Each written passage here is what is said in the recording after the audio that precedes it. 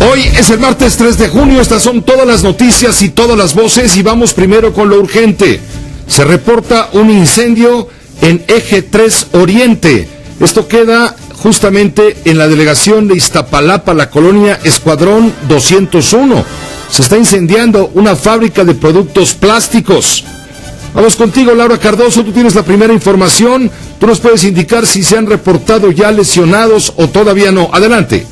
¿Qué tal, Pepe? Buenas tardes. Son 7 personas las que han sido atendidas en ese sitio, algunas por intoxicación que inhalaron este humo negro y otras por crisis nerviosas. Un bombero también que laboraba ahí en ese lugar ha sido atendido por ambulancias. Fausto Lugo, es secretario de Protección Civil, dice que este incendio ya fue controlado. Se registró luego de las 3:30 de la tarde, Pepe. Se trata de una empresa de productos navideños y de Unicel, ubicada en Eje 3 Oriente, en la esquina con la calle Anastasio Sarabia. Esto en la colonia Escuadrón 201. Hay un almacén, lo que se incendió, un almacén de productos inflamables como cartón, Unicel, plásticos y pinturas, así como solventes. El fuego se propagó rápidamente, te digo, después de aproximadamente a las 3:40, por lo que los trabajadores de esa empresa ya denominada Navi Empaque salieron de inmediato. Continúa el cerco de seguridad con granaderos para impedir el paso de la población y generar así riesgos, Pepe. Hay unidades de 3 estaciones de bomberos que laboran en la zona. Se ha desalojado a los vecinos de las casas aledañas y de las unidades habitacionales. Se trata de una nave industrial de 2,000 metros cuadrados, como te comento, de razón social Navi Empaques. El jefe de gobierno ha tuiteado ya y dice: me reportan que ya fue controlado el incendio en Iztapalapa, sin embargo siguen trabajando los cuerpos de seguridad. Tomen sus precauciones para los ciudadanos que pasan por esa zona oriente de la ciudad. Se registró el colapso de la techumbre de este sitio, por lo que los bomberos continúan retirando los escombros y ya la Procuraduría General de Justicia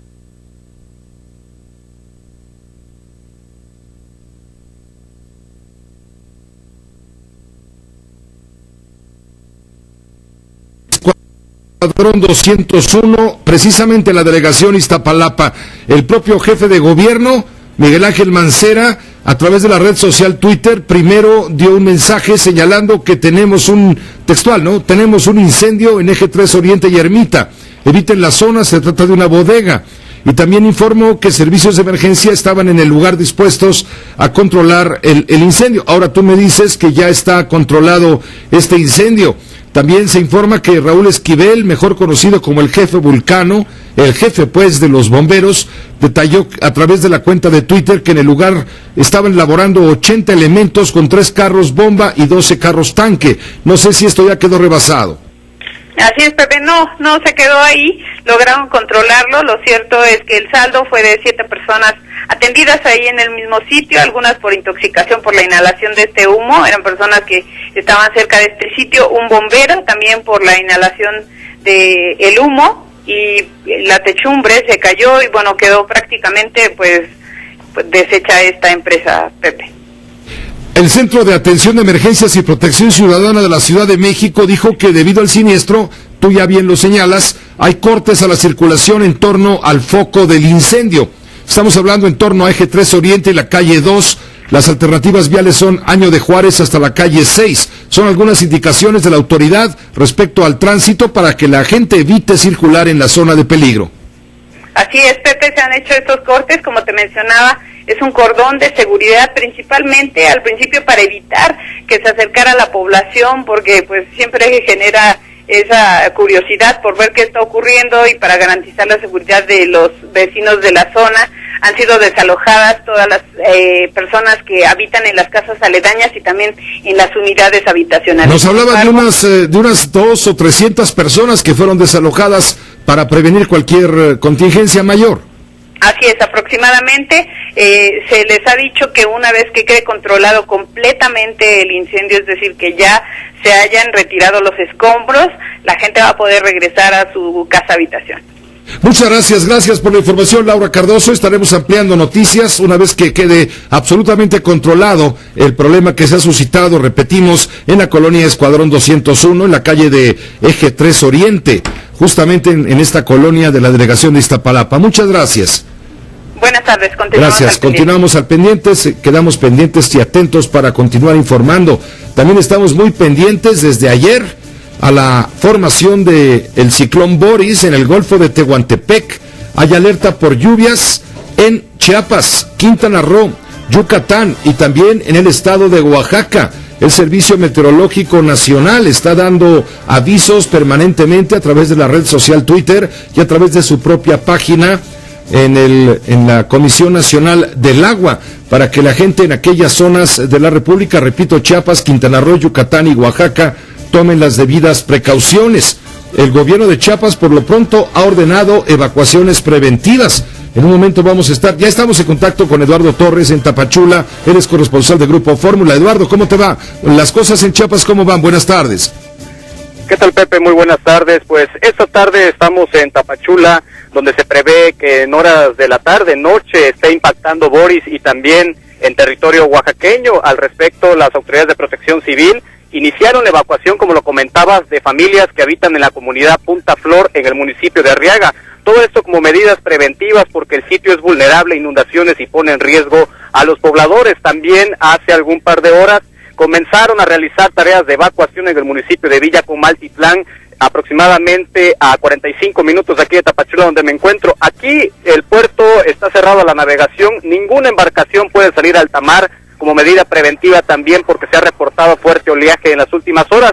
Boris se sitúa en el Pacífico mexicano y ha aumentado su intensidad, y por eso el cambio de alerta se ha hecho ya en Chiapas de amarilla a naranja para las regiones Istmo, Costa, Soconusco, Frailesca y Sierra Mariscal. Lo más Nos han informado, Eduardo, que han evacuado a 16,000 personas.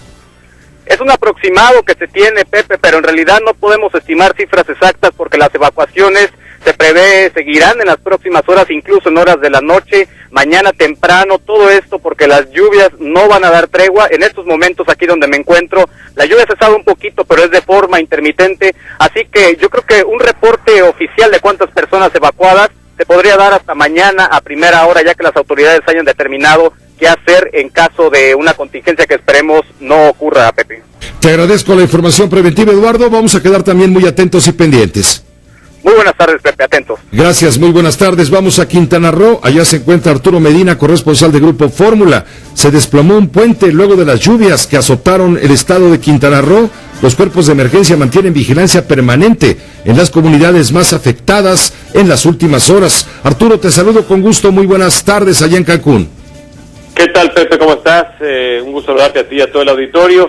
Pues al parecer para el estado de Quintana Roo pasó lo peor. Desde el jueves pasado, con una onda tropical en la zona norte, tuvimos mucha lluvia, afortunadamente sin muchos daños tampoco, pero en el sur de nuestro estado, allá cerca de la capital Chetumal, desde el domingo y hasta todavía ayer, llovió con mucha intensidad, todo provocado por Boris, aunque todavía no era tormenta tropical, era una depresión que llevó mucha agua a esa zona, por lo que ocurrió lo que tú has mencionado. Los escurrimientos que se llaman y que atraviesan las carreteras hicieron que por algún momento en 8 tramos de la vía federal Chetumal-Escárcega se detuviera el tráfico porque no podían pasar los vehículos, algo que hoy ya está resuelto y los vehículos están transitando de forma lenta pero continua en la zona de Ucum y hasta Nicolás Bravo.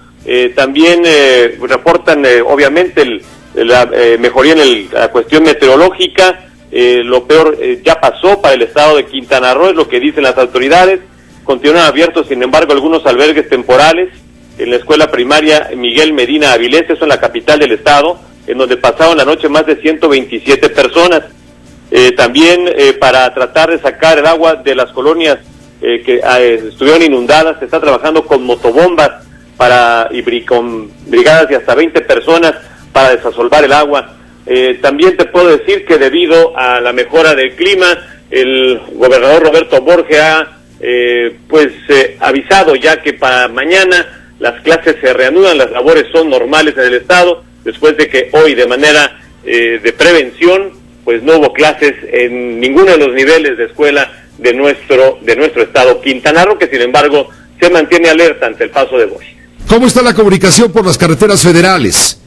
Solamente hay daños en esta que te menciono, que es muy importante, es la que está entre Escárcega y Chetumal, es la carretera que abastece prácticamente al estado de Quintana Roo. Los camiones de abasto no van por Mérida, sino que bajan de Escárcega a Chetumal, Cancún, y esta carretera es la que tenía ayer 8 tramos en los que no se podía pasar, incluyendo la de un puente de una carretera que no es de las principales, no es de las federales, pero ese puente obviamente también provocó que en esa carretera cerca de Humán pues no se pudiera transitar. Sin embargo, hoy el tránsito, aunque lento y con precaución, está siendo fluido en esta zona, Pepe. Gracias por este reporte desde Cancún, Quintana Roo, Arturo Medina. Seguiremos en contacto.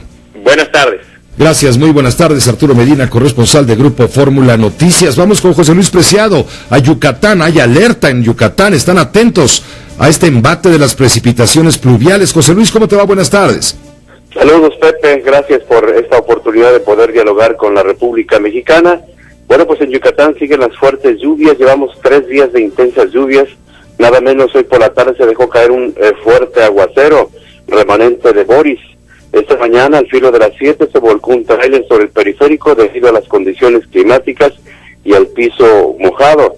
Protección Civil del Estado no reporta mayores daños, salvo aquí en la ciudad donde el Ayuntamiento de Mérida se ha aplicado de manera especial en desasolvar los pozos que recuperan las aguas. Conagua reporta que habrá más precipitaciones por lo menos hasta el próximo jueves. De hecho, esta tarde aún continúa la lluvia aquí en la ciudad de Mérida. Fuera de eso, Pepe, todo en orden. Bueno, nos informan también de un tráiler que volcó en el periférico de Mérida, llevaba 40 toneladas de alimento para animales. Sí, esto fue a las 7 de la mañana, te comentaba, el piso mojado, la unidad comenzó a bailar de manera peligrosa, incluso la policía nos comentaba que afortunadamente, digo dentro de lo que cabe, el tráiler se volcó hacia su costado derecho porque el chofer no pudo controlar la unidad y esto evitó una tragedia mayor. Se pudo haber cruzado hacia el otro carril donde el tráfico estaba muy pesado a esa hora de la mañana, cuando los papás llevaban a sus hijos precisamente a la escuela. Pepe, afortunadamente solamente salió con algunas heridas el chofer y el trigo quedó derramado a un costado del periférico.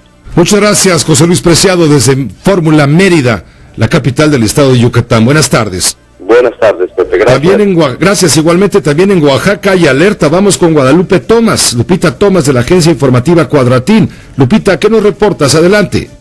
Gracias, Pepe. Buenas tardes. La cercanía de la tormenta tropical Boris provocará en Oaxaca fuertes lluvias y vientos con rachas de más de 55 kilómetros por hora, según la alerta que mantiene la Comisión Nacional del Agua. Este martes fue cerrada la navegación marítima del puerto de Salina Cruz y se habilitaron espacios para que sirvan como albergues en caso necesario.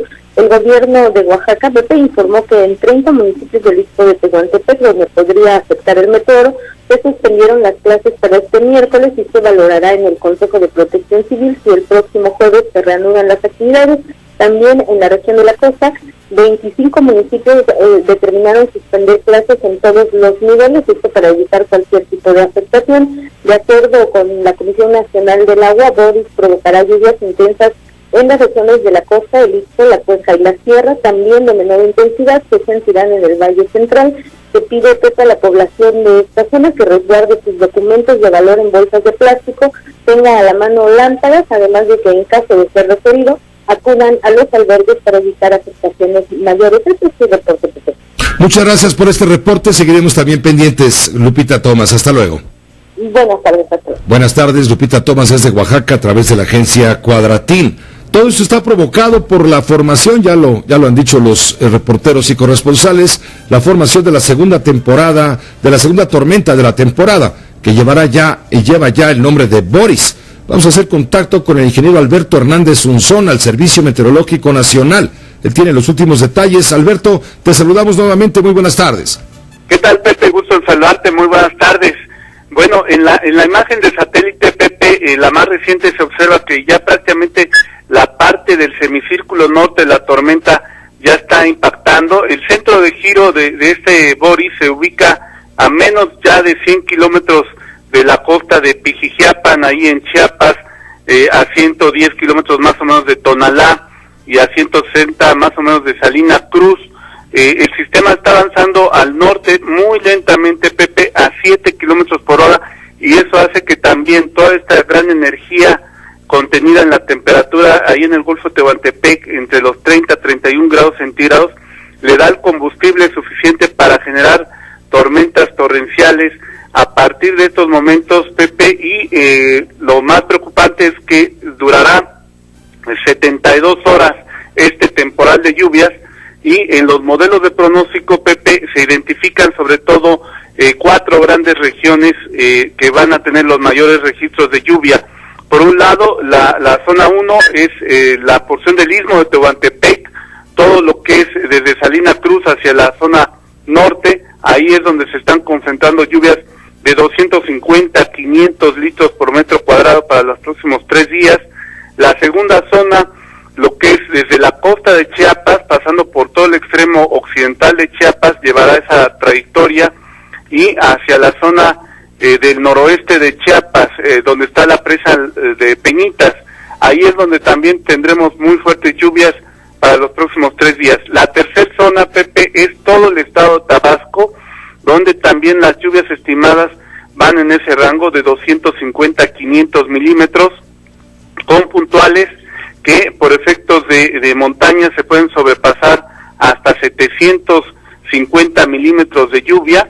La zona sur de Veracruz es la cuarta región, todo desde lo que es Minatitlán, Coatzacoalcos, hasta la frontera con Oaxaca, y por bandas espirales o periféricas, Pepe, tendremos fuertes lluvias también en Campeche, en Quintana Roo, en Yucatán, en Guerrero y en Puebla. Así que 3 días consecutivos esperamos de este temporal importante de lluvias, Pepe. Todo esto como resultado de la mezcla de factores originados por la depresión tropical 2E. Esto se viene formando ya desde la mitad del año, de la mitad del mes pasado. Sí, así es, ya llevamos una secuencia de varias bajas presiones con evolución ciclónica desde el 10 de mayo, y después de esto tuvimos la erupción de un fuerte huracán como fue Amanda, el primero de categoría 4 para el mes de mayo a nivel histórico, y en este mes de junio es el primer sistema que va a impactar a tierra en México. Normalmente junio es una época muy alta, tiene 28 impactos desde 1970 al 2013, y otra cosa importante, Pepe, en la parte norte se está desarrollando una baja presión también en lo que es el sur del Golfo de México y la sonda de Campeche, así que es un sistema nuevamente binario en donde hay que estar vigilando ese sistema de baja presión. Parte de la energía de Boris se va a trasladar al Golfo de México, generando nuevamente muy fuertes lluvias. Seguiremos informando entonces a través del Servicio Meteorológico Nacional. Alberto Hernández Unzón, muchas gracias. Gracias, Pepe, muy buenas noches. Gracias, buenas noches. Él está muy pendiente. Toda esta información se está canalizando a través de Protección Civil Federal, de la Secretaría de Gobernación, desde donde se emiten avisos, advertencias a la población de las zonas en peligro. Estamos hablando de Chiapas, bien lo decía Alberto, Chiapas, Oaxaca y Quintana Roo, aunque no se descartan también problemas en Campeche y en el estado de Tabasco por el momento. Seguiremos informando, si nos permite, después de una breve pausa. Cuando tu pyme crece, Un relato verdaderamente grave, un drama judicial que tiene que ver con el Hotel Encanto del puerto de Acapulco, sin duda uno de los 2 mejores hoteles, si no es que es el mejor hotel del puerto de Acapulco, Guerrero. El documento lo hizo llegar el arquitecto Miguel Ángel Aragonés, y nos cuenta en este documento que hace 1 año y medio compró a los propietarios anteriores del hotel, que fue diseñado por el propio arquitecto Miguel Ángel Aragonés, compró el 50% de las acciones, y otro grupo se quedó con el otro 50%. Entonces él invitó en sociedad a los señores Salvador Briman, quien llevaría la parte contable, y a César Mayard la parte laboral, a Gustavo Alcocer la parte de contratos y la formación de la empresa, y los 3 conformarían la parte legal y administrativa, quedando el arquitecto Miguel Ángel Aragonés como administrador único de la empresa. Pero nos relata que una serie de trampas en los contratos, así como cuestiones laborales y fiscales que los propios especialistas y socios sembraron de inicio lo dejaron absolutamente indefenso. Desde noviembre fue alertado por gente de su confianza de un fraude que se fraguaba y que era importante, desde luego, tomar cartas en el asunto. Dice el arquitecto aragonés en su relato: intentaron esconder mis socios contabilidad, administración de recursos, contratos y una serie de delitos de los cuales pedí por escrito una explicación a principios de enero, la cual me fue negada. Acudí a un especialista y puse en manos de profesionales mi asunto y la operación del hotel.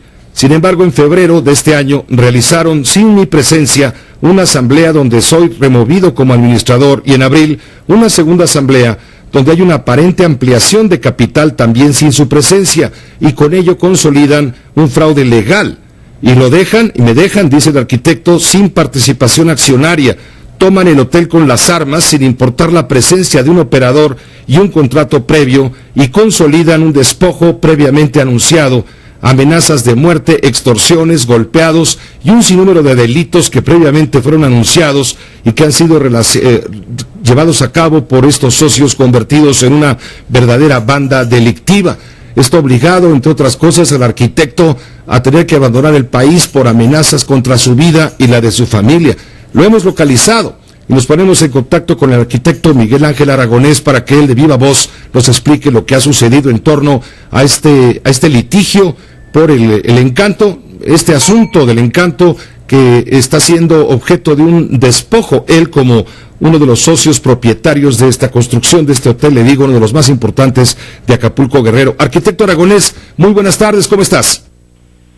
Pepe, muchas gracias, buenas tardes a ti y a todo tu auditorio. Muchas gracias por esta entrevista. Al contrario, muchas gracias, arquitecto Aragonés. Tú acudiste con especialistas en derecho legal, ¿y qué fue lo que pasó? Mira, acudimos a las instancias respectivas y, como tú bien dices, estamos en medio de un litigio. Ojalá y fuera un litigio. Es un despojo, entonces. Un infierno, es un despojo y es un infierno. Yo no me he cansado de recibir amenazas de muerte. Han golpeado a gente cercana mía, tomaron el hotel por las armas sin una orden judicial, con metralletas, con armas largas, 20 personas dispuestas a todo. Te repito, no me he cansado de recibir amenazas de muerte para mí, para mi familia, para mi nieta. Al chofer de mi nieta le han puesto una golpiza despiadada. Hoy intentaron una última el día de hoy. ¿Te refieres a esta banda delincuencial dirigida por los que eran tus socios o son tus socios, Salvador Briman y César Mayard, además de Gustavo Alcocer? Es correcto, Pepe, es correcto. He sido amenazado, extorsionado y obligado a abandonar el país porque literalmente esta banda de delincuentes que se dedica específicamente a atemorizar a la gente, a extorsionar a la gente. Yo me puse en sus manos, compré este hotel, el 50% de este hotel, pensando que el otro 50% quedaría cubierto por gente que conoce de esto, que conoce de una estrategia laboral, que conoce de una parte contractual, que conoce de una parte fiscal, y literalmente fui engañado. Es un hotel importante en Acapulco, es el mejor hotel de Acapulco, y si no el mejor, uno de los dos mejores de Acapulco, que ha sido incluso escenario para presentaciones importantes en el mundo de la moda. Salvatore Ferragamo, tengo entendido, ahí llevó a cabo la presentación de la colección de este año. También Jennifer López escogió tu hotel, el Hotel Encanto, para llevar a cabo uno de sus últimos videos. Ha habido otros personajes que han estado ahí en tu hotel, y bueno, es un hotel que ha recibido reconocimientos internacionales.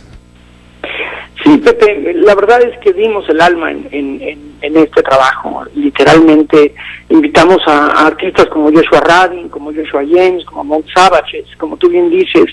Salvatore Ferragamo se inspiró en el hotel para su pasarela en Milán, y se inspiró en nuestro trabajo, el trabajo de nuestro servidor, para toda su colección del 2014. Este hotel tú lo diseñaste y ha sido motivo de portadas y de reconocimientos arquitectónicos internacionales. Sí, ha estado publicado literalmente en todo el mundo y hoy está catalogado por TripAdvisor, recibió el World Travel Choice del 2014, el 5-Star Diamonds Award. Somos la imagen internacional de Booking para todo Booking.com para todo el mundo y bueno, hemos sido la locación para gente importante y para la publicidad de un Acapulco, el Acapulco que todos queremos, el Acapulco que todos soñamos, el Acapulco que todos sabemos que existe y que por una banda o por un puñado de delincuentes estamos aterrados. El hotel, ¿Por qué te asociaste con Salvador Briman, con César Mayard y con Gustavo Alcocer? ¿Por qué te asociaste con ellos? ¿No los conocías? ¿No sabías que era una banda de delincuentes? No, Pepe, no tenía ni la más remota idea. Yo me asocié con este grupo porque antes que nada soy arquitecto y estaba seguro que solo podríamos abordar los temas relacionados con esto y con la imagen. Contratamos a Antoine Tigán, quien fue el director de marketing a nivel mundial de Yves Saint Laurent, y su capacidad nos ayudó muchísimo para posicionar el hotel. Sin embargo, en la parte, eso era el 50%, en la parte de operación del hotel, en la parte laboral, en la parte de sindicato, en la parte contable y toda esa estrategia, pues acudí al otro 50% que eran mis socios, pensando que ellos harían la parte legal y que estaba en realmente seguro y en resguardo de un contrato que beneficiaría a la sociedad. La verdad es que fue una pesadilla, fue como ir al doctor y sales sin riñones, ¿no? Miguel Ángel, ya acudiste a las autoridades judiciales, supongo, y estás en este litigio, pero mientras tanto te han amenazado de muerte. Sí, Pepe, he recibido no una, sino ya varias amenazas, dos muy directas. Tenemos denuncias por despojo, tenemos denuncia por secuestro, tenemos denuncia por robo, tenemos denuncia por una serie de asuntos ligados a lo peor. Digamos que a lo peor, esto es una pesadilla inimaginable. Nunca pensé que en mi país fuera capaz. A ti te despojaron del hotel, de tu parte proporcional como socio del hotel, te despojaron amenazando a tus trabajadores a punta de armas, de metralletas, de pistolas. Es correcto. Primero intentan un fraude vía asambleas, una asamblea que hacen sin mi presencia, siendo yo el 50% de la participación accionaria. Siendo vecino de uno de los socios, pared con pared, teniendo comunicación estrecha y si no diaria, sí muy continua. Hacen una asamblea ficticia, pseudo legal, en donde pues me desposeen de mi capacidad accionaria. Hacen una asamblea, remueven al administrador único, siembran un administrador único, hacen un aumento de capital y me dejan literalmente, o intentan dejarme con el 1% de la participación accionaria. Después de este hecho lamentable, recibimos amenazas que iban a tomar el hotel, a la operadora que lo tenía en un muy buen desarrollo. Llegan sin orden judicial, se presentan en el hotel con metralletas, con armas largas, golpean gente, golpean abogados, literalmente secuestran el hotel y secuestran a trabajadores, ¿no? A punta de pistola. Es literalmente ¿Y cómo ha reaccionado el gobierno del estado, es decir, el gobierno municipal de Acapulco, el gobierno del estado de Guerrero, el gobierno federal, cómo han funcionado, cómo ha actuado en este caso? Mira, las autoridades están absolutamente enteradas. Nosotros hemos tenido el apoyo de presentar las denuncias debidas y hemos tenido el apoyo el Ministerio Público. Se presentó en la propiedad la semana pasada para dar una fe de hechos de esta toma. Efectivamente quedó ya el manifiesto de que existe un despojo. Existe también el manifiesto de que hay una huelga ahí sembrada. Estos amigos tienen sindicatos y tienen una serie de empresas que en un día te montan una huelga absolutamente ilegal y eso está perfectamente estudiado en la Junta de Conciliación y Arbitraje. Son los métodos de la 'ndrangheta italiana, de la mafia, ¿no? O son maestros, digamos que maestros de ellos, es decir, te montan una huelga ficticia en 5 minutos. Hoy supuestamente hay una huelga que nadie sabe de dónde la sacaron. El caso es que estás despojado de tu propiedad, estás despojado del Hotel Encanto, no ha habido todavía una determinación clara de parte de la autoridad correspondiente, se está cometiendo un verdadero atropello mediante incluso amenazas de muerte en contra de tu persona y de algunos empleados de ahí del Hotel Encanto en el puerto de Acapulco. Un verdadero drama. Te vamos a agradecer mucho, arquitecto aragonés, Miguel Ángel Aragonés, que nos mantengas al tanto, porque la audiencia del Grupo Fórmula estará muy interesada en dar seguimiento a este caso que a todas luces se vislumbra como un verdadero atropello, un abuso, una actuación de bandas criminales disfrazadas de cuello blanco. Gracias, Pepe. Pues mira, para cerrar te diría que he tenido que dejar mi casa, estoy refugiado. Hoy mismo en la mañana tuvimos otro intento de intimidación a mi asistente personal. Esto es del diario, Pepe. Esto todos los días es una novedad y todos los días es estar no solamente litigando en la corte, sino tratando de subsistir de métodos delincuenciales de un México primitivo de hace 60 años que estoy seguro que puede quedar erradicado. Te vamos a pedir, Miguel Ángel, que nos mantengas informados de lo que sucede, cómo evoluciona este verdadero escándalo que se está dando allá en el puerto de Acapulco en contra de los legítimos propietarios del Hotel Encanto. Te agradezco mucho y te mando un abrazo.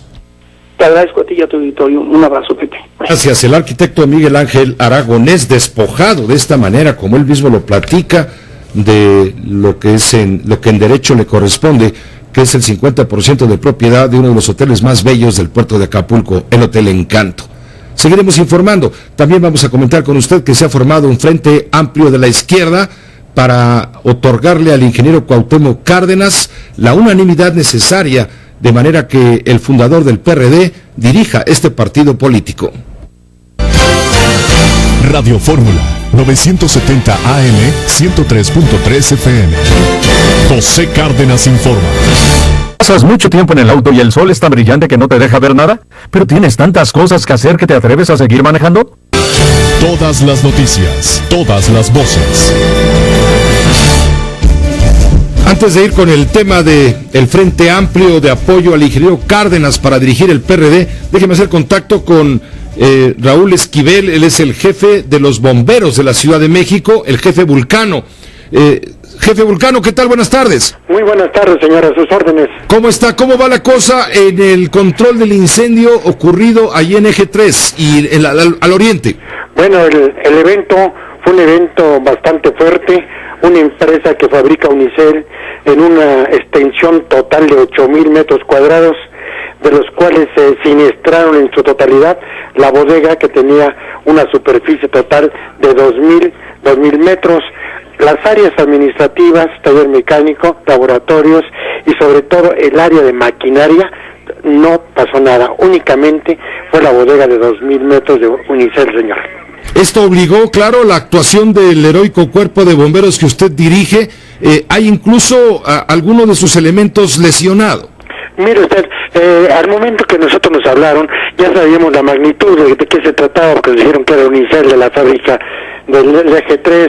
En fin, rápidamente arribamos 80 elementos y posterior se sumaron 40, en total 120 bomberos. Arribaron 4 máquinas, carros bomba y 20 carros tanques y 2 camionetas Picot. Con eso fue suficiente. En 45 minutos quedó completamente extinguida la flama. Lo que se tarda siempre es la remoción de los escombros para evitar que cualquier fuente de ignición vuelva a renacer el fuego. Van a seguir ustedes trabajando por varias horas todavía con estos elementos del heroico cuerpo de bomberos, pero insisto, hay algunos elementos de ustedes que resultaron afectados por el humo.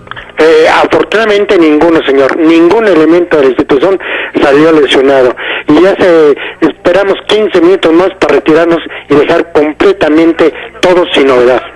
Pues le agradezco mucho, jefe Vulcano, Don Raúl Esquivel, le agradezco mucho que nos haya informado directamente lo que ha ocurrido en esa zona, que causó mucho impacto, tanto que hubo desalojo de unas 200, 300 personas para evitar peligro. Así era necesario la evacuación de las casas continuas a la empresa.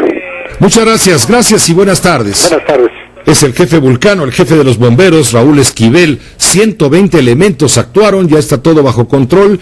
En 15 o 20 minutos se retirarán de la zona una vez que hayan removido escombros y hayan certificado que no hay peligro de que vuelva a reanudarse este incendio en la fábrica de productos plásticos navideños en Eje Central, allá en la colonia Escuadrón 201, en la zona de Iztapalapa. De cualquier manera, como sigue el acordonamiento de las autoridades de emergencia, de las autoridades de la ciudad, se recomienda a quienes viven por la zona evitar la circulación vehicular. Hay desvíos de los cuales, por supuesto, le hemos estado informando a usted. Siguen vigentes estos desvíos, de manera que no tenga usted mayores problemas. Seguiremos informando, pues, si hay alguna novedad. Déjeme hacer una pausa breve, y regresaremos con usted con más información. José Cárdenas. En un momento tendremos una conversación con la secretaria de Desarrollo Social, la maestra Rosario Robles, en este espacio informativo. También estaremos con la doctora María Amparo Casar para hablar de esto a lo que han convocado algunas de las más importantes corrientes dentro del Partido de la Revolución Democrática. Un frente amplio para impulsar finalmente al ingeniero Cuauhtémoc Cárdenas al frente de este Partido de la Revolución Democrática como la única salida viable ante un PRD, dicen algunos, dócil con el gobierno. Vamos contigo, Raquel Flores, cuéntanos de este frente amplio, adelante. Pepe, esta mañana la corriente del PRD, Izquierda Democrática Nacional, que encabeza René Bejarano, dio a conocer la conformación de este Frente Amplio de Izquierdas, donde convergerán otras corrientes del Sol Azteca. Ellos, estas corrientes y dirigentes que se unieron a este Frente Amplio, expresan la importancia de que haya un candidato de unidad en la persona de Cuauhtémoc Cárdenas.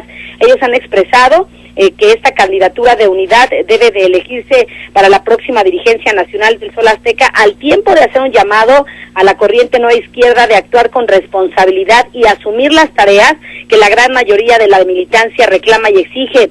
Ellos dicen que el objetivo de la creación de este frente amplio de izquierdas es rescatar al PRD de lo que se encuentra el día de hoy. Decirte, Pepe, que además de René Bejarano de Izquierda Democrática Nacional, también se encuentra Leonel Godoy del Movimiento Nacional de Unidad Cardenista, Armando Quintero de Unidad y Renovación, Agustín Guerrero del Movimiento Progresista, Marta Dalia Gastelum de Izquierda Renovadora del Movimiento, así como José Narro de Unidad Democrática Nacional, Gilberto Enzástiga de Patria Digna, Mónica Soto de Red de Izquierda de Renovación, Gerardo Ochelli de Democracia Social, entre otros, todas ellas corrientes al interior del PRD. Ellos coincidieron que el Partido del Sol Azteca requiere unidad en las acciones y en los procesos electorales. Todos ellos están a favor de que el ingeniero Cuauhtémoc Cárdenas, como líder moral, sea el próximo candidato y, ¿por qué no?, dirigente del Sol Azteca. Por eso hacen este llamado a las demás corrientes a unirse. Resaltan que la constitución de este frente obedece a la necesidad de rescatar al partido para transformarlo y convertirlo nuevamente, Pepe, en una verdadera oposición de izquierda, en un instrumento al servicio del país y los intereses populares. Ellos han señalado que el Sol Azteca debe ser una fuerza transformadora, un partido con credibilidad y con autoridad política y moral, y no que sirva a los intereses del gobierno federal. Este Frente Amplio, te cuento, Pepe, tiene una ruta de 8 puntos inmediatos, que es la consulta popular para revertir la contrarreforma energética en las elecciones federales del próximo año, construir un Frente Nacional de las Izquierdas para enfrentar las acciones señaladas y ganar la mayoría de la Cámara de Diputados y las elecciones locales, y finalmente consolidar al PRD como el principal referente de la izquierda mexicana, así como enfrentar estas contrarreformas que ellos llaman neoliberales y privatizadoras. Así, conformado este frente, Pepe, pues se hace el llamado para que de una vez por todas el ingeniero Cuauhtémoc Cárdenas sea quien dirija los pasos del Sol Azteca. Por lo pronto, lo que te puedo reportar, Pepe. Te agradezco mucho, Raquel Flores. Muy buenas noches. Buenas noches. Bueno, esto ocurre en esta convocatoria para que el ingeniero Cárdenas se convierta en el nuevo líder perredista. Él lo ha dicho, lo ha advertido desde un principio, hace meses. Yo voy, sí, cómo no, voy, pero siempre y cuando sea el candidato de unidad. Yo no estoy a estas alturas para competir como candidato con nadie. O voy con la unidad o no voy. Y si no, háganle como quieran. Doctora Casar, María Amparo Casar, en tu juicio, ¿cómo estás? Muy buenas noches, estoy en mi juicio el día de hoy. Estás en tu juicio pleno. ¿Por qué Navarrete Carlos no garantiza? ¿Por qué Marcelo Ebrard no garantiza? ¿Por qué dicen las corrientes poderosas como la que encabeza René Bejarano, Izquierda Democrática Nacional y otras? ¿Por qué dicen, es Cárdenas o no es ninguno? Bueno, eso no lo dice Navarrete, todos los demás puede ser, pero Navarrete no. Navarrete y los chuchos, la corriente de Nueva Izquierda, piensan que ellos pueden ser factor de unificación, y si no son factor de unificación, piensan que son los que mejor pueden llevar el PRD a seguir fortaleciéndose, a superar digamos, el quiebre que supuso la salida de Andrés Manuel López Obrador y la constitución de Morena. Entonces, ¿qué hay aquí en lo del Frente Amplio de Izquierda? Yo quiero decir primero, Pepe, no sé si tú recuerdas, pero el único Frente Amplio convocado por las izquierdas, que ha habido muchos desde la fundación del PRD, fue el constitutivo del PRD. Después estos Frentes Amplios han servido en algunos momentos para lanzar a los candidatos presidenciales, pero ningún Frente Amplio ha sido exitoso en términos de, digamos, acabar con las tribus. Escuchaba ahora a Raquel Flores, en donde mencionaba pues 9 nombres, 9 corrientes. Entonces, si alguien que viene de fuera y no conoce al PRD, diría, bueno, vaya apoyo, ¿no? Más de 9 corrientes apoyando el Frente Amplio de Izquierda para lanzar a Cuauhtémoc Cárdenas. Los nombres, los números de estos engañan, porque finalmente pues hay 2 corrientes importantes en términos numéricos, uno que controla la capital, que es el de René Bejarano, el otro que controla, yo diría, el resto del aparato ¿y el Congreso? Editorial y el Congreso. Sí, que son la izquierda, Nueva Izquierda, los chuchos. Los famosos chuchos. Entonces, se convoca a este frente, ¿con qué fin? Porque este frente está convocado precisamente por Izquierda Democrática Nacional, o sea, por René Bejarano y Dolores Padierna. Desde mi punto de vista, lo convocan únicamente porque es la forma en que tienen esta corriente de que los chuchos, o un integrante de los chuchos, le hace Carlos Navarrete, no llegue a la dirigencia nacional del PRD y mantenga la dominancia que ha mantenido pues ya hace muchos años Nueva Izquierda dentro del PRD. Y mantenga el control económico. El control económico, la cosa ahí es donde se equilibra, porque si bien Nueva Izquierda en efecto tiene la estructura del partido y por lo tanto tiene amplios recursos, comentabas tú el martes pasado con Leo Zuckerman, bueno, pues cómo se han incrementado los recursos públicos a los partidos, lo que cuenta, ¿no? Ser el dueño de un partido es volverte muy, muy rico. Pero Izquierda Democrática Nacional tiene todos los recursos que te imagines del clientelismo que se practica en esta capital. Y tiene la ciudad. Tiene la ciudad. Entonces, bueno, ahí están, no te diría que exactamente a la mitad, pero siguen siendo, creo, más poderosos los chuchos, más fuertes los chuchos, pero sí es una corriente Izquierda Democrática Nacional pues muy fuerte en términos de los recursos humanos y financieros que puede movilizar. Pero yo te insisto, por un lado me parece que pues lo de Izquierda Democrática Nacional es como el beso del diablo a Cuauhtémoc Cárdenas. En segundo lugar, que está actuando como la mayor parte de los políticos, no por principios, sino por pragmatismo. Y tercero, que tiene pues su plan B en caso de que vuelvan a ganar los chuchos. Para cuando vuelvan a ganar los chuchos ya sabremos que Morena tiene su registro y ya decidirá Bejarano y su corriente si se incorporan a Morena o se quedan en el PRD, harán su análisis costo-beneficio, por ponerlo de alguna manera, Pepe. A ver, lo que está proponiendo este frente, pues es lo mismo que proponen los chuchos o cualquier gente que estuviera encabezando cualquier tribu. La consulta popular, pues la traen todos. El Frente Nacional de las Izquierdas para ganar el 2015, pues la traen todos. Los principales, convertirse en principal referente de la izquierda, pues todo, ¿no? Me dice, no tiene ninguna novedad esto que están planteando. Lo que creo que vale la pena analizar es por qué, salvo para el caso de los chuchos, el ingeniero Cárdenas se ve como la única figura capaz aglutinar. Y esto te habla de las crisis de liderazgo. Yo respeto mucho al ingeniero Cárdenas, pero te habla mucho de la crisis del PRD y del liderazgo del PRD. En 25 años de este partido no han surgido, más allá del propio ingeniero Cárdenas y de Andrés Manuel López Obrador, figuras de peso mayor, pues, para encabezar toda esta corriente tan necesaria como contrapeso en la democracia. Así es. Ahora, contrapeso está haciendo el PRD. Yo no me creo esto de que lo dicen mucho los bejaranistas, los padiernistas, que hay que regresar al PRD a la senda de ser una verdadera oposición, ¿no? Y todo el mundo subraya esto de verdadera oposición. Yo manifiesto mi simpatía por Nueva Izquierda. Creo que celebraron de la mejor manera posible ahora recientemente con su seminario de abrirse a, digamos, a las corrientes de izquierda que hay en el mundo, a la socialdemocracia, a la izquierda industrialista, a la izquierda no necesariamente estatista, sino equilibrada, pero con la justicia social como guía, con la igualdad como guía, pero abierta y no, digamos, el retraso que desde mi punto de vista propone Andrés Manuel López Obrador. Pero es cierto que ese liderazgo que se necesita para que esta corriente se vuelva el principal referente de izquierda no lo ha logrado, ¿sí? Y entonces tiene que convivir con Morena y tiene que convivir con los bejaranistas que representan de verdad el viejo PRI, el clientelar en serio, el patrimonialista en serio.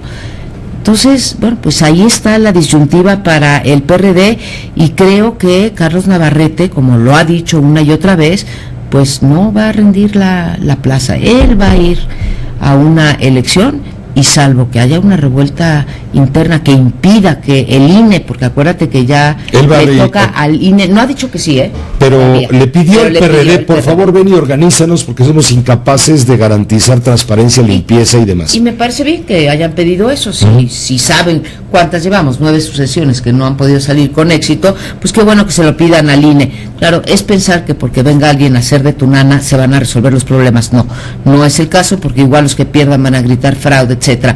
Pero en fin, yo hubiese hecho lo mismo en un plan de apertura. Tendría que revisar entonces el PRD sus liderazgos, su programa, sus planteamientos, y ver cómo recuperan el 2015, porque si el PAN entra en crisis y el PRD también, vamos a estar en problemas, Entonces yo les deseo buena suerte, mis respetos al ingeniero Cárdenas, pero también mis respetos a Carlos Navarrete y la corriente de los chuchos. Muchas gracias, doctora Casar. La doctora María Amparo Casar en su juicio, en su espacio, por supuesto. Denos una pausa, estaremos con la secretaria de Desarrollo Social, la maestra Rosario Robles, después de una breve pausa. Vamos a hablar con ella de la puesta en marcha del mes de la Cruzada contra el Hambre, un evento que se pospuso por presiones políticas para no llevarlo a cabo el mes pasado, que le correspondía. Multilínea 5166-3403. Lada sin costo 01800. Todas las voces. Dos gardenias para ti. Se vale la nostalgia. Ay, Pepe, maestra Rosario, secretaria, ¿cómo estás? Buenas noches. Muy bien, muchísimas gracias. ¿Estás en tu lugar? Estoy con un gusto enorme, una felicidad enorme de estar aquí. No sabes, Pepe, hay lugares a los que llego y me dicen, yo la conozco a usted, no porque fui jefa de gobierno, presidenta del PRD, no, por sus dos gardenias y por el noticiero con Pepe Muchas Cárdenas. Gracias, maestra Robles, bienvenida. Es muy para mí realmente un gusto enorme estar aquí. Pero hoy no vienes, hoy no juegas de local, juegas de visitante. Sí. Y te tenemos un par de asuntos importantes. Creo que es relevante lo que ayer sucedió en Huachochi. Es en la Sierra Tarahumara, Chihuahua, uno de los municipios más pobres del país. Así es. En Huachochi ayer el presidente Enrique Peña Nieto dio el banderazo del mes de la Cruzada Nacional contra el Hambre. Tú sabes que cada año, desde que se formó la cruzada, se dio la instrucción de que durante un mes le demos visibilidad a todo este esfuerzo que está haciendo el gobierno de la República, e iniciamos este mes el día de ayer y en Huachochi, porque ahí fue donde el presidente Peña durante la campaña presidencial se comprometió ante notario público en un evento a combatir el hambre en el país, y firmó este compromiso, y ayer fuimos ahí a decirle a la gente, todo ese simbolismo. Exactamente, que se está cumpliendo, que se está avanzando, que el presidente está cumpliendo con esta promesa de campaña, y que hoy son 3 millones ya los que están siendo beneficiados por la cruzada. Yo te iba a decir, ¿por qué en Huachochi, si en Huachochi ni conocen al presidente? No, sí lo conocen. No salió una señora a decirle, oiga, ¿es usted Enrique Peña? Sí, entonces déjenme abrazarlo.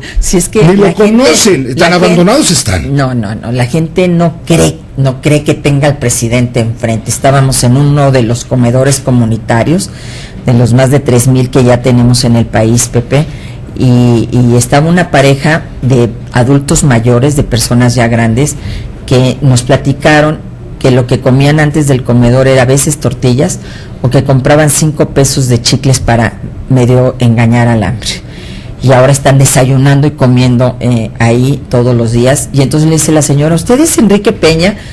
Y le dice el presidente, sí, yo soy.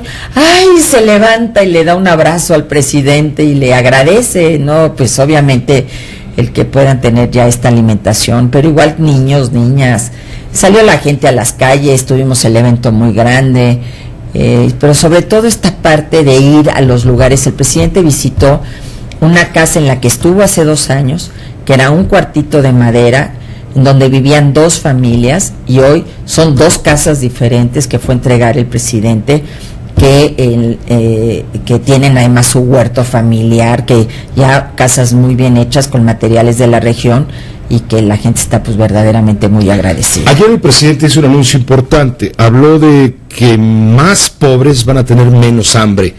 Hablaba incluso de una cifra, 5.5 millones están ya incorporados a la cruzada. 3 millones que ahorita podemos decir con padrón en la mano que están siendo beneficiarios de la cruzada, y 5.5 millones que nos puso el presidente como meta para el 2014, que tenemos que cumplir a través de los diversos programas, de comedores comunitarios, que ha sido muy novedoso, que las mujeres son las que sostienen los comedores, Pepe, de manera voluntaria cocinan todos los días ahí.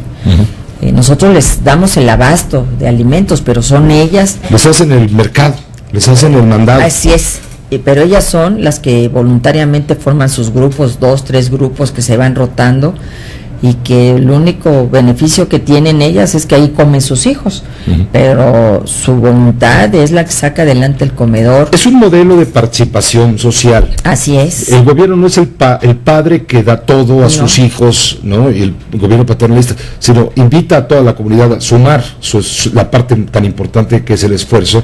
Ustedes, ellos pueden decir, el gobierno nos hace los mandados, sí, pero nosotros hacemos la comida. Exactamente, llegamos a una comunidad pobre, se hace una asamblea, la gente forma su comité comunitario, su comité del comedor, decide quiénes son los que deben de participar en el comedor, ser beneficiarios, los más pobres de la comunidad, los que no tienen para comer. Primero van niños y niñas, es como en los naufragios, van primero los niños, las niñas, después las mujeres embarazadas que estén amamantando, adultos mayores.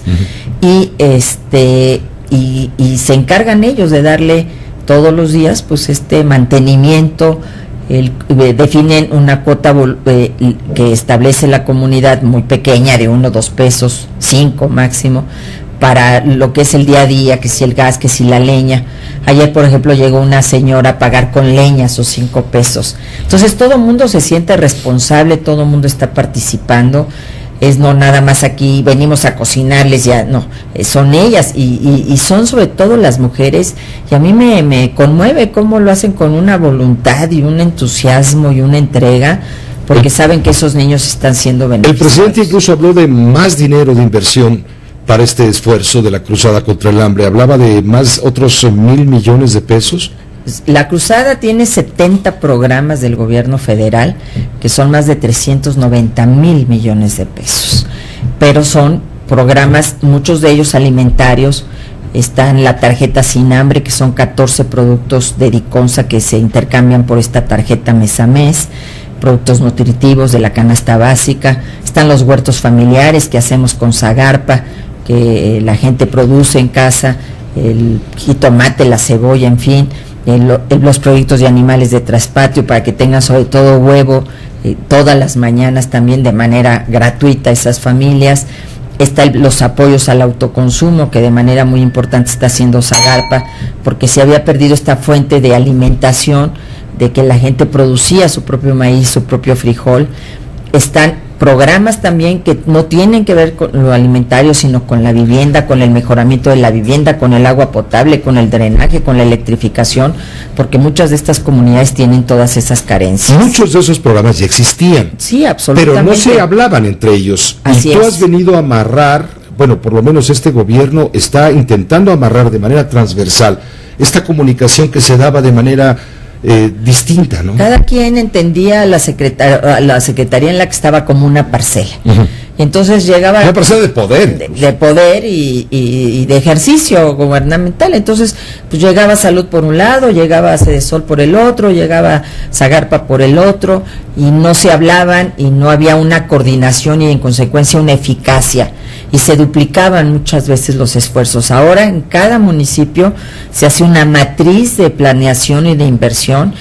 Todas las secretarías establecemos metas en función de los indicadores que miden la pobreza y qué tiene que hacer cada secretaría para modificar esos indicadores. Entonces, ya estamos trabajando de manera coordinada. Es uno de los grandes aciertos de la Cruzada Nacional contra el Hambre, uno de los grandes cambios que no ha sido nada fácil, Pepe. Patear el elefante, sacarlo de las inercias, no es algo sencillo, porque lo más fácil es que cada quien siga por su lado.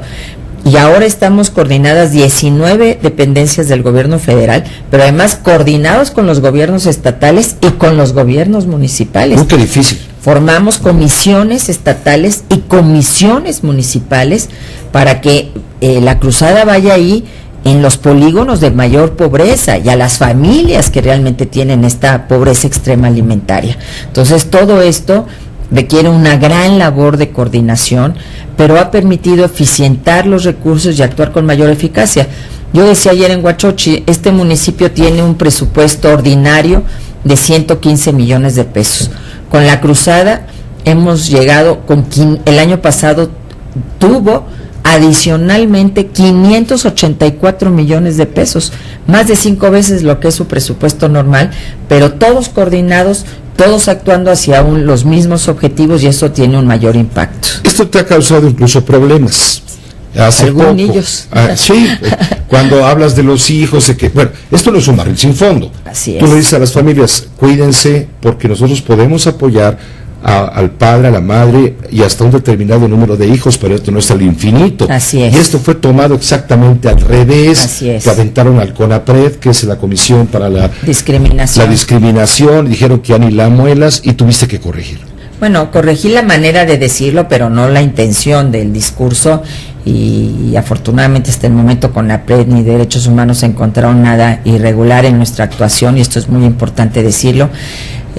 Yo lo que les quise transmitir es que el programa Oportunidades, y no de ahora, no de este gobierno, desde 2009, establece como máximo de apoyo 3 hijos. La familia puede tener 8 o 9 si quiere, es decir, esa es una decisión pues muy personal y libre de la mujer, ¿no?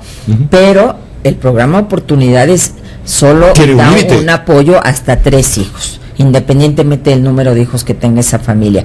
Pero a mí lo que más me preocupa, Pepe, porque yo estoy yendo a las localidades más pobres, allá a Huachochi, a Cochoapa el Grande, a la Sierra de Oaxaca, o a la Mixteca, o a Puebla, Guerrero. Es en Guerrero, toda la montaña, es que muchas niñas de 12, 13, 14 años tienen hijos en los brazos, Pepe. Ayer mismo el presidente Peña entregó a 2 abuelitas el seguro para jefas de familia, que es este programa que también creó el presidente para que si una mujer madre soltera llegue a faltar, sus hijos tengan una especie de pensión por orfandad, desde que son pequeños hasta que terminan la universidad.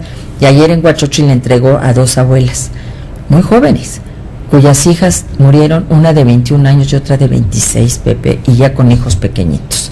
Entonces, hay un crecimiento del embarazo adolescente, porque en muchos lugares, como en la montaña guerrerense, se venden a las niñas a los 12, 13 años, para que las casan, las venden, las cambian por una vaca y las embarazan.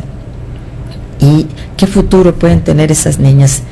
Es hasta un embarazo de alto riesgo, Pepe. Entonces, es un poco la preocupación que yo trataba de transmitir y de decirles, busquen otros caminos, estudien, váyanse y tenemos como gobierno que dar esa oportunidad de que esas niñas tengan la opción no solo de terminar su primaria y su secundaria, sino un horizonte de más largo alcance en lugar de ser madres a tan temprana edad. ¿Qué tan conscientes estamos en las grandes urbes de la República Mexicana de esta realidad, de la cruda realidad nacional, de la realidad de los 52 millones de pobres que hay en el país, de los cuales 20 y tantos millones están en la miseria? ¿Qué tanta realidad tenemos los que estamos aquí hablando en los micrófonos y en la capital del país, Guadalajara, Monterrey, Mérida? ¿Qué tanto sabemos de la verdad de lo que ocurre en Metlatónoc, en Guerrero o en Huachochi, en Chihuahua, ¿no? Hay tal vez poca conciencia. Son dos Méxicos, ¿no? Dos Méxicos, y por eso la intención de este mes de la Cruzada, de sensibilizar, de concientizar, de involucrar a la gente en esta lucha contra el hambre, pero esta situación es más dramática si nos ponemos a ver que el 60% de la pobreza está en las ciudades, es decir, los que vivimos en el Distrito Federal, los que viven en Guadalajara o en Monterrey, no tienen que voltear a ver a Metlatónoc, tienen que voltear a ver a estas mismas ciudades en sus cinturones de miseria, donde hay pobreza extrema, donde hay hambre, Pepe, y entonces es ahí donde tenemos esta conflictividad social, porque es mayor el encono, es mayor el resentimiento por la desigualdad enorme que existe y los contrastes en los mismos zonas urbanas. Entonces hay que tener mucha conciencia de que el fenómeno lo tenemos aquí, en casa, que aquí en esta Ciudad de México, que en estas grandes urbes, 131 grandes ciudades del país concentran el 40% de la pobreza urbana, Pepe. Entonces, allí, y es una de las recomendaciones de Coneval, y por eso estamos trabajando también de manera importante con los gobernadores, ahí tenemos que tener estrategias de intervención que son estrategias también de prevención, porque no podemos seguir pensando que la pobreza solamente es rural e indígena. No, también está en las ciudades, y también tenemos que tener estrategias y políticas para estos lugares, estas regiones del país. Rosario Robles, ¿qué hay de las tentaciones políticas?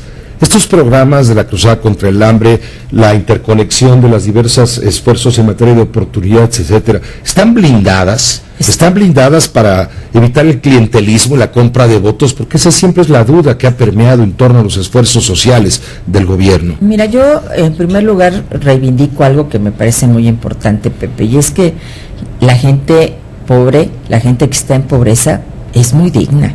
Es decir, la gente no anda tampoco vendiéndose al mejor postor. Esto creo que es algo que hay que recuperar, y a donde vamos nos dicen, sobre todo las mujeres, nosotros no queremos que nos den, queremos salir adelante por nuestro propio pie.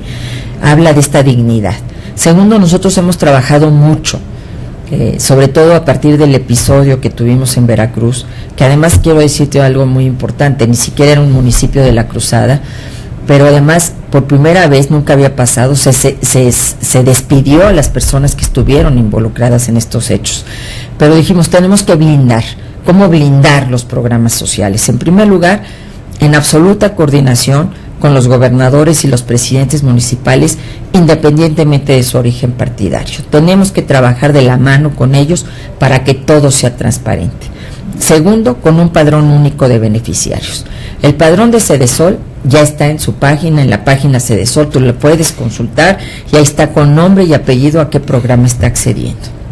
Y hemos hecho acuerdos con los estados para que tengamos un solo padrón, para que sumemos su padrón con el nuestro y podamos ver duplicidades y podamos corregir, y que haya transparencia no solo del gobierno federal, sino de los gobiernos estatales y de los gobiernos municipales. Y en tercer lugar, con la participación. Tenemos ahorita 60,000 comités comunitarios que hemos construido a lo largo y ancho del país, que son pues nuestro principal auditor social, nuestro principal contralor social, nuestro principal vigilante. Entonces todo eso nos ayuda a que esto llegue a donde tiene que llegar y a que no haya ningún condicionamiento de tipo político para este esfuerzo tan importante que está haciendo el país No hablo solamente del gobierno de la República, sino también de los gobiernos estatales y de los gobiernos municipales. Una última pregunta, si me permite, Rosario, por esta ocasión. ¿Por qué la cruzada contra el hambre, el mes de la cruzada contra el hambre comenzó ayer, 1 de junio, y no como estaba programado el mes pasado? Leí por ahí en alguna columna que era para evitar suspicacias políticas ahora que se estaban discutiendo las reformas, las leyes secundarias de las reformas. ¿Fue por ahí? ¿Fue Orden de los Pinos? No. Lo que pasa es que no quisimos, que sí queremos darle mucha visibilidad a la cruzada, todo lo que estamos haciendo, y como estaba toda la polémica sobre la reforma política, sobre las leyes secundarias, telecomunicaciones, energética, y creíamos nosotros que concluiría probablemente en el mes de mayo, pues pensamos en junio que ya estaríamos afuera de todo eso. Finalmente no fue así, pero ese fue el razonamiento, que no queríamos competir en términos de medios de comunicación, pues con debates tan importantes que se estaban dando en el Congreso de la Unión, y que pues se van a dar de todos modos durante este mes, pero ya dijimos, ya nos tenemos que lanzar al ruedo y decirle a la gente que el presidente está cumpliendo su palabra, que estamos avanzando, que hoy 3 millones ya comen mejor de que cuando nosotros llegamos, y de que es una gran satisfacción ir a estos lugares y ver estas caritas de los niños de felicidad, de este agradecimiento de las mujeres, que además, como lo hemos dicho todo el tiempo, pues no le tienen que agradecer ni al presidente, a mí, o no solo porque uno se siente muy bonito cuando te dicen gracias.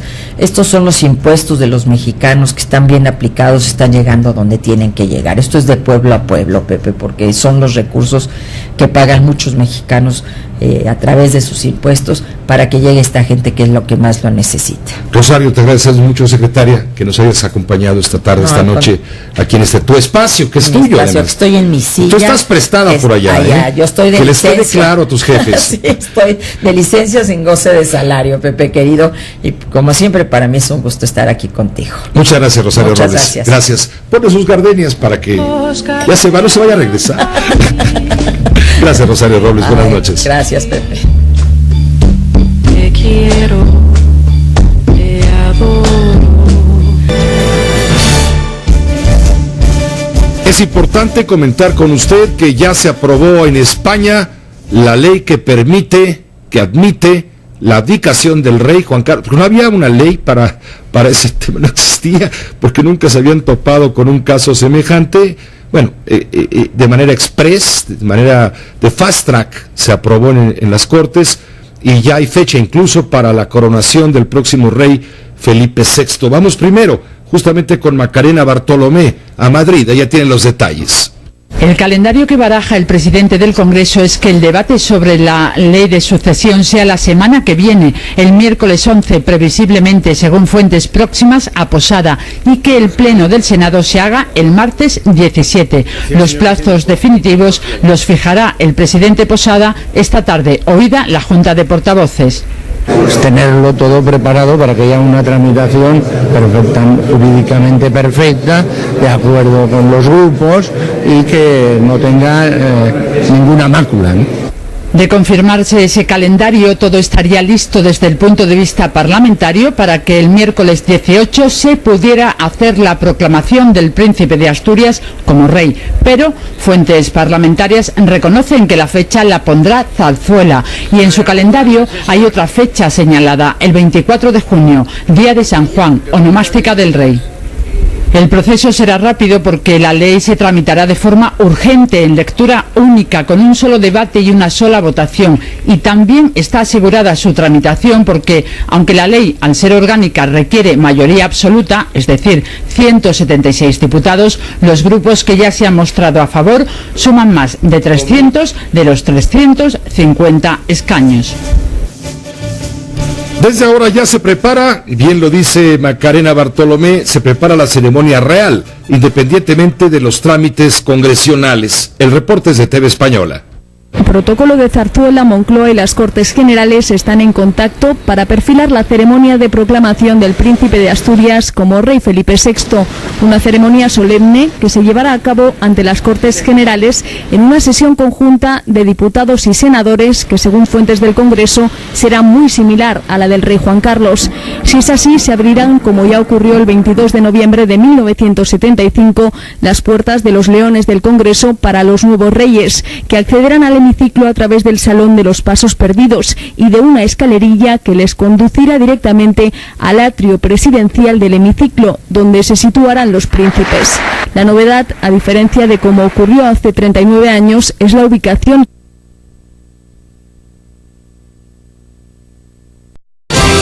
Todas las noticias, todas las voces. 7 de la noche con 42 minutos ya. Es la hora de opinar. Es la hora de Leo Zuckerman. Leo, ¿cómo estás? Muy buenas noches, Pepe. Pues sorprendido. Estás con la monarquía atravesada. Bueno, es que yo la verdad soy un republicano, lo admito, soy republicano a ultranza, diría. Me parece que las monarquías son un anacronismo insostenible, es una especie de extinción. Yo no entiendo por qué en pleno siglo XXI hay gente que pueda defender que algo que un puesto público se deba heredar. Yo no tengo nada, desde luego, contra el rey Juan Carlos de España ni contra su hijo Felipe, pero hay que decir que Felipe va a heredar el trono de la corona española por tener la fortuna de ser el hijo de su papi, número uno, y dos, por tener por tener un pene, Pepe. Perdón que lo diga así, pero bueno, pues así se le dice al miembro sexual masculino, ¿no? Porque resulta que en la ley, en la Constitución española, se le da prioridad al varón, al hijo varón, y no a las hijas a las hijas mujeres, porque hay que decir que Felipe tiene 2 hermanas mayores que no pueden ser reinas, pues porque en lugar de tener no tienen pene, tienen vagina, ¿verdad? Tienen un miembro sexual femenino. Entonces, bueno, estar en pleno siglo XXI diciendo que se va a heredar un puesto público, que se va a heredar una jefatura de Estado solamente porque es hijo de su papi, porque tiene un pene, pues me parece que es un anacronismo que no podemos, yo creo que yo no estoy para nada de acuerdo con eso. Yo creo en las repúblicas, creo en la meritocracia, creo que los jefes de Estado, desde luego los jefes de gobierno, pero también los jefes de Estado, deben de ser o elegidos por la gente o elegidos por el Parlamento.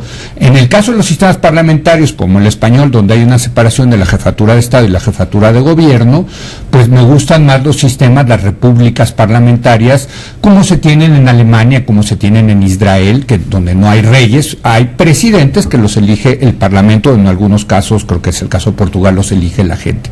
Me parece que en ese sentido España, pues se le agrega a España un problema más dentro de los complejísimos problemas que trae hoy España, aparte de los económicos, aparte el tema de las nacionalidades, ahora también el tema de la monarquía, viene a abrir, pues de hecho, un debate, viejo debate en España, de si hay que tener una monarquía o hay que tener una república, y en ese sentido, pues yo sí creo, y estaba viendo las manifestaciones, que hay gente que dice, bueno, pues pregúntenle a la gente, hagamos un referéndum para ver si nos quedamos con la monarquía o nos quedamos con la república. Porque también hay que decirlo, a partir de esta abdicación de Juan Carlos, pues han salido muchos monárquicos de closet y muchos que vienen también a hacerle alabanzas a este rey. Efectivamente, este rey, el rey Juan Carlos, fue muy importante para la transición a la democracia. Yo no tengo dudas al respecto. Pero fue más importante Adolfo Suárez. Bueno, a eso iba, Pepe. Fue más importante Adolfo Suárez, el hombre al que el propio rey desechó y corrió y quitó y pateó. El chambelán, le decían, porque era plebeyo, porque esta clase aristocrática y esta clase derechosa, fascista, que venía del franquismo, lo veían muy mal a Adolfo Suárez, lo veían como una revista, y hay que decirlo, fue fundamental no solamente el papel de Adolfo Suárez, sino de la clase política también, del señor Carrillo, que era el líder del Partido Comunista. En fin, hay muchos héroes de la transición. Uno de ellos efectivamente es el rey, Pepe, pero, y no lo quiero minimizar, y hay que decir que hasta el propio Juan Lins, que es el politólogo que mejor estudió la transición en España, le daba un papel fundamental al rey, pero tampoco se exagere, porque mira, no sé si tú leíste el libro Anatomía de un Instante de Javier Cercas, un gran libro. Si no, Pepe, permíteme, te lo voy a regalar. Lo tengo. Es un gran libro acerca del golpe de Estado el 23 de febrero de 1981. Donde se esboza la teoría, la posibilidad de que el rey, para deshacerse de Suárez, haya tolerado el que haya habido el intento de golpe. No, a ver, lo que es un hecho es que el rey maniobró políticamente para deshacerse de Adolfo Suárez. Eso está documentado en el libro de Cercas. Ahora, En ese sentido, él, como muchos políticos, se equivocaron y eso llevó al golpe de Estado de Tejero. Y lo que ves en el libro de Cercas es que las primeras horas del golpe ves a un rey que está pasmado, a un rey que está esperando a ver qué pasa, hacia dónde soplan los vientos, un rey dubitativo, y un rey que al final ve que no cuaja ese golpe de Estado, y ahí es cuando sale y da su gran discurso diciendo que él está a favor de la Constitución y la democracia. Yo escucho muchas voces en este momento que dicen, no, bueno, es que él salvó el 23 de febrero. Sí, lo salvó, efectivamente, con ese discurso, pero sus primeras horas hacen ver al rey más como un político que como un líder comprometido con la democracia. Entonces, y si a eso le sumas los escándalos inevitables siempre que hay una aristocracia de una clase social que está acostumbrada a vivir a costillas de los contribuyentes y a vivir una vida de reyes, por algo se dice que uno lleva vida de rey, ¿no? Porque sí están acostumbrados pues a sus yates, a sus viajes, a sus cacerías, en fin. Bueno, esa es la clase aristocrática, Pepe, no nos hagamos tontos. Y si sumas eso, que ahora esos escándalos que inevitablemente salen hoy con los medios de comunicación libres, si sacas los escándalos de la corrupción dentro de la familia real, porque están acostumbrados a vivir como reyes y eso cuesta dinero y entonces se meten en negocios turbios, como fue el caso de uno de los esposos de las infantas, en fin. Si sumas todo eso, pues ves que el tema ya es insostenible, el tema de la monarquía. Si yo viviera en España diría, bueno, ¿y yo por qué tengo que pagar mis impuestos para que sigan esta clase pues viviendo a costillas de los contribuyentes, y que cuando decida el papá retirarse, pues ya tiene a su heredero, o el papá morirse en otro caso, pues ya tiene un heredero? ¿Por qué? Pues porque él tuvo la fortuna de ser el hijo de su papá. Por favor, Pepe, eso es un anacronismo. Yo sí creo en las repúblicas, lo digo, soy a ultranza republicano y me parece un anacronismo las monarquías. Ojalá que España aproveche esto para convertirse en una república. Vamos a ver, las monarquías van poco a poco siendo una clase en extinción, digamos, los reyes. Gracias, maestro Zuckerman, por el comentario, Pepe. como siempre. Por cierto, ya me criticaron, que digo que ando defendiendo a las repúblicas y no a las monarquías, y me dicen, pero mira cómo está nuestra república. Bueno, ese es otro tema. Imagínate cómo estaría México si fuera una monarquía, hombre. Nada más imaginemos. Gracias. Bueno, pues, ¿no? En México Enrique I. O Felipe II, el que tuvimos, Felipe I, ¿no? Felipe I. Vicente I, ¿no? ¿Quién te gusta que para que haya sido rey? Leo Zuckerman, buenas noches, gracias. Buenas noches. Hasta mañana, pendientes con Leo. Vamos a una pausa y regresamos con más. Estados de la República con la Constitución Federal en materia de reforma política. Israel Aldave, te escuchamos. ¿Qué tal, Pepe? Gracias. Muy buenas noches. Así es como tú lo adelantas, el coordinador de los senadores del PAN, Jorge Preciado, a través de un comunicado, Pepe, condicionó el voto de su fracción a favor de las leyes secundarias de la reforma energética, a cambio de que en los estados del país donde habrá elecciones el próximo año, por lo menos, dice, se adopten los cambios que realizaron los legisladores en materia política electoral. Señala que para Acción Nacional es fundamental que se aprueben las entidades los nuevos mecanismos electorales, tal y como dice, se acordó con el gobierno federal. De lo contrario, advierte a través de este comunicado, Pepe, que su partido no estará aprobando y mucho menos discutiendo las leyes secundarias en materia energética, cuyo trabajo inicia este próximo viernes, tal y como se tenía pactado en el calendario aprobado por las comisiones encargadas de su dictaminación. Pepe, el reporte. Te agradezco la información, Israel Aldave, por supuesto, y estaremos en contacto. Pendientes, Pepe, buenas noches. Pendientes, claro que sí. También le voy a informar que fueron despedidos casi 2,000 policías, quienes reprobaron exámenes allá en Michoacán, los exámenes de calidad y de confianza.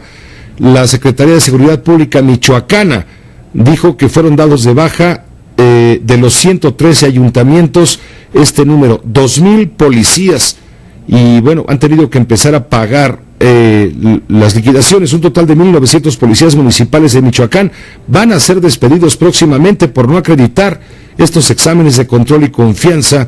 Esto lo denuncia Bernardo Telles Duarte, secretario ejecutivo del Sistema Estatal de Seguridad Pública en Michoacán. Por cierto, hoy estuvo ahí el secretario de Hacienda y Crédito Público, quien dijo, estamos poniendo en marcha un aparato vigilante de la forma en que se lleva a cabo el gasto público allá en el estado de Michoacán. Hoy fue decretado otro nuevo auto de formal prisión en contra de la maestra Elvester Gordillo. Por robo suspendieron el examen en la carrera magisterial, se robaron los exámenes, se van a reponer hasta el mes de julio estas pruebas. No hay marcha atrás en la reforma educativa, es lo que dice el secretario de Educación Pública. Peña Nieto y Mancera inauguraron el cableado subterráneo en el centro. Parte de la información importante, le agradezco a nombre de todo el equipo el que nos haya acompañado en todas las noticias y todas las voces. Lo invito a que se quede con la fórmula financiera a continuación, aquí en las frecuencias de radio. Mari Carmen Cortés, Pepe Yuste, Marco Mares, y en Telefórmula con Ricardo Rocha. Hasta mañana.